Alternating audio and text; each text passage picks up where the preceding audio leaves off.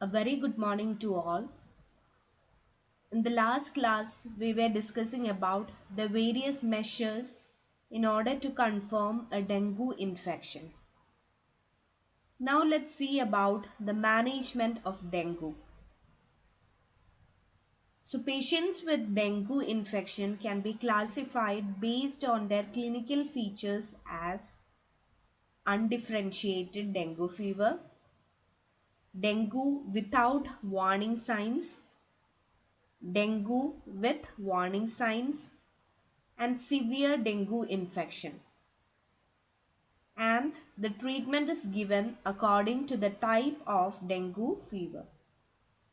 So dengue ആയിട്ട് വരുന്ന കുട്ടികളെ അവരുടെ ക്ലിനിക്കൽ മാനിഫെസ്റ്റേഷൻസ് അനുസരിച്ച് നമ്മൾ undifferentiated fever, dengue without warning signs, dengue with warning signs and severe dengue infections ഇങ്ങനെ തരം തിരിച്ച് ഏത് ടൈപ്പ് ഡെങ്കു ആണോ അതനുസരിച്ചാണ് അവർക്ക് ട്രീറ്റ്മെൻറ്റ് കൊടുക്കുന്നത്.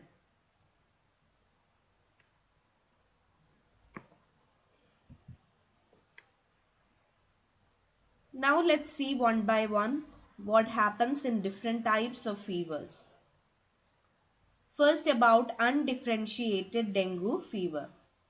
So പേര് പറയുന്ന പോലെ തന്നെ undifferentiated dengue fever എന്ന് പറയുമ്പോൾ the patients may not have any specific symptoms അല്ലെങ്കിൽ വളരെ വേഗമായിട്ടുള്ള സിംറ്റംസ് ആയിരിക്കും ഈ പേഷ്യൻസിന് ഉണ്ടാവുക. So here children are presented with non-specific symptoms. The treatment consists of paracetamol for fever and regular monitoring for the development of any complications. This is about undifferentiated fever. Undifferentiated fever എന്ന് പറയുമ്പോൾ കുട്ടി non specific symptoms ആയിട്ടായിരിക്കും ആശുപത്രിയിലേക്ക് വരിക. ഇവിടെ treatment എന്ന് പറയുന്നത് specific treatment ഒന്നുമില്ല. ഇവിടെ നമ്മൾ ഫീവർ കൺട്രോൾ ചെയ്യാനായിട്ട് പാരസിറ്റമോൾ കൊടുക്കും.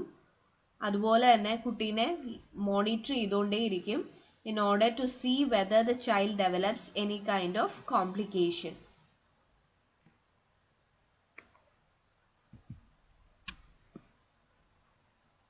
Now about the next type of dengue fever, which is dengue infection without warning signs.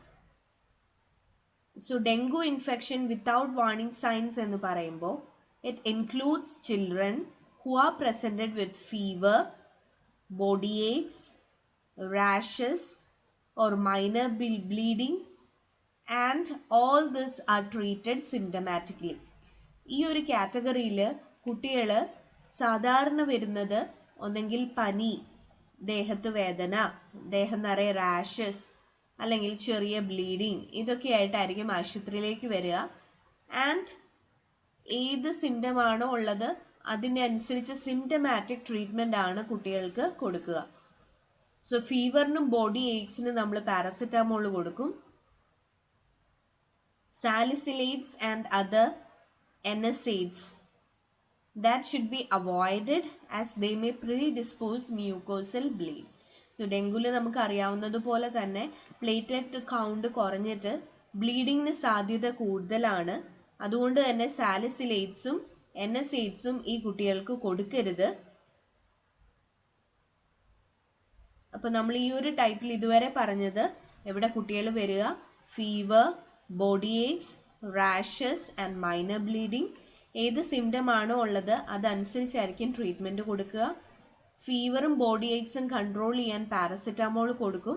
സാലിസിലേറ്റ്സും അതുപോലെ തന്നെ NSAIDസും ആസ്പിരിൻ പോലെയുള്ള ഡ്രഗ്സ് ഒന്നും കൊടുക്കരുത് as this may predispose mucosal bleeding. Child should be encouraged to drink plenty of water in order to maintain the hemodynamic volume. There is no specific therapy and monitor the patient for warning signs. So ഇവിടെ കുട്ടികളെ plenty of fluids എടുക്കാനായിട്ട് നമ്മൾ force ചെയ്യണം in order to maintain the hemodynamic parameters. Specific treatment ഒന്നുമില്ല. ഓരോ symptoms അനുസരിച്ച് അതിന് symptomatic treatment ആണ് കൊടുക്കുക. and also we have to monitor the child for any development of complications. So ഇതുവരെ നമ്മൾ രണ്ട് ടൈപ്സിൻ്റെ പറഞ്ഞു, അൺഡിഫറൻഷിയേറ്റഡ് ഫീവറും അതുപോലെ തന്നെ dengue with warning സൈൻസും.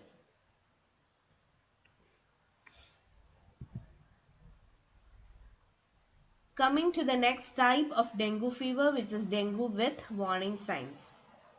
Here, the children with suspected dengue infection who have any following symptoms, they should be immediately hospitalized. So, dengue with warning signs എന്ന് പറയുന്നത് കുട്ടികൾ ഈ ഏതെങ്കിലും ഒരു സൈൻ ആൻഡ് സിംറ്റം ആയിട്ടായിരിക്കും വരിക. Like abdominal pain or tenderness, persistent vomiting, clinical fluid accumulation, mucosal bleeding, lethargy, restlessness, liver enlargement that is greater than 2 cm, and laboratory features like increase in HCT with concurrent rapid decrease in platelet count. So ഈ ഏതെങ്കിലും sign symptom ഉണ്ടെങ്കിൽ അത് dengue with warning sign ആണ്. ഇവിടെ കുട്ടികൾക്ക് complications ഉള്ള സാധ്യത ഭയങ്കര കൂടുതലാണ്. അതുകൊണ്ട് തന്നെ അവരെ ഇമ്മീഡിയറ്റ്ലി ഹോസ്പിറ്റലൈസ് ചെയ്യണം. ഒന്നുകൂടെ പറയാം, ഡെങ്കു വിത്ത് വാർണിംഗ് സൈൻസ് എന്ന് പറയുമ്പോൾ വാർണിംഗ് സൈൻസ് ആയിട്ട് കുട്ടികളിൽ കാണപ്പെടുന്ന സൈൻസ് ആൻഡ് സിംറ്റംസ് ഇതൊക്കെയാണ്: abdominal pain or tenderness, persistent vomiting, fluid accumulation, mucosal bleeding, lethargy, restlessness, liver enlargement that is greater than 2 cm, and laboratory features like increase in HCT with concurrent rapid decrease in platelet count. So ഈ ഏതെങ്കിലും ഒരു warning sign ആയിട്ടാണ് കുട്ടി വരുന്നതെങ്കിൽ it is a bit serious condition and you have to hospitalize the child immediately.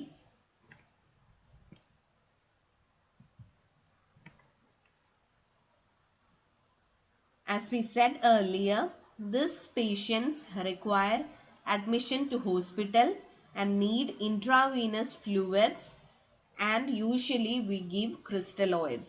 So ഇവരുടെ ഹീമോഡൈനമിക് parameters maintain ചെയ്യാനായിട്ട് ഇവർക്ക് IV fluids must ആണ്, because there is fluid shift, and usually we go for crystalloids.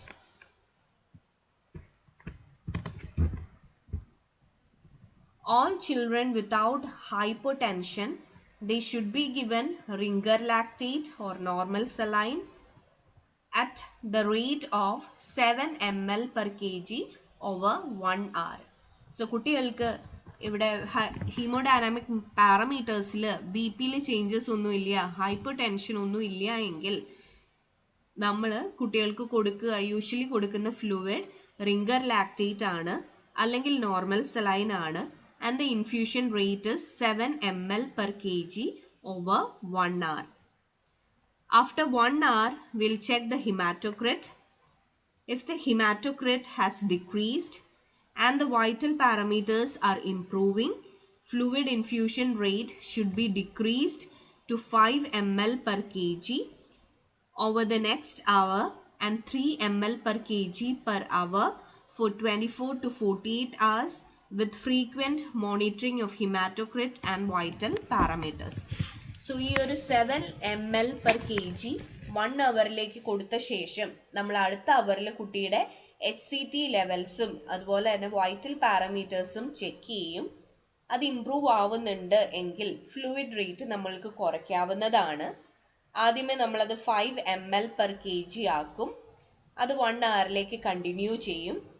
വീണ്ടും improvement തന്നെയാണ് കാണിക്കുന്നതെങ്കിൽ then we will maintain the fluid as 3 ml per kg per hour for about 24 to 48 hours.